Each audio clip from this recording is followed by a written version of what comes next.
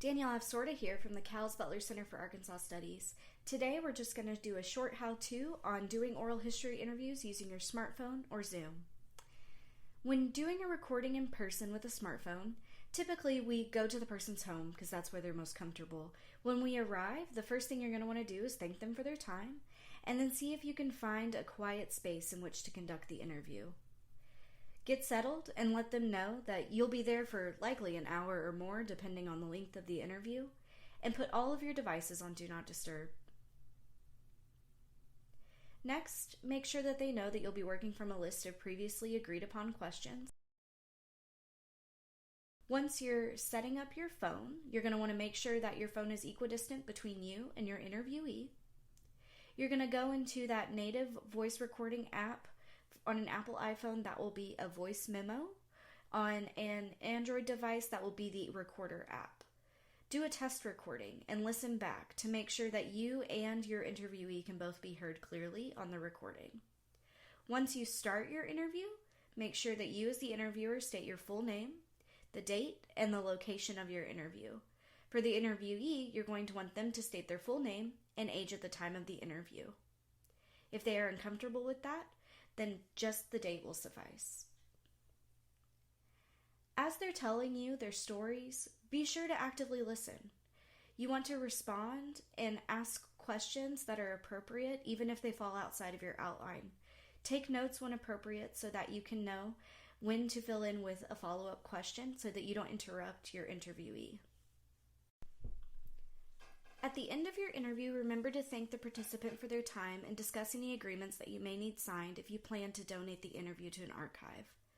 Next, we'll discuss recording virtually via Zoom. Make sure you get in a quiet place and that you use headphones.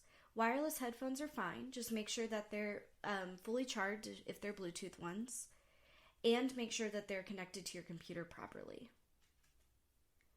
Once you open Zoom, you can once again make sure that they are the correct audio, and you can go ahead and run some tests. So we'll just go into settings there, make sure that it is the microphone, and then we'll go into the audio settings and do a mic test. Once you're in the mic test, you will have these green and red bars. Red indicates that your volume's too low, and as you can see, I was dipping into the red a few times here, so I went ahead and turned up my mic volume. And once you're in the meeting, make sure that your audio and video are coming from the right place.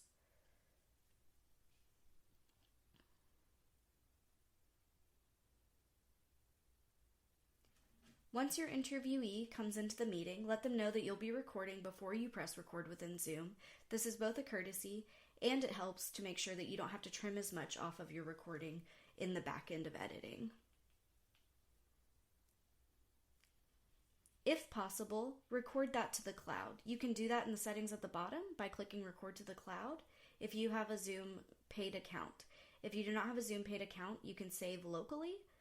Just make sure that you have enough storage space on your computer for that. At the end of your interview, whenever you're pressing stop, make sure that you've stated your name again and concluded the interview officially. This helps again with editing. And make sure that you don't have to do too much after you get that recording from the cloud. Some final tips. Save all recordings in more than one place. Do not ask anyone to sign an agreement until after they have been interviewed. Remind them that there are no right answers when conducting an oral history interview. Best of luck!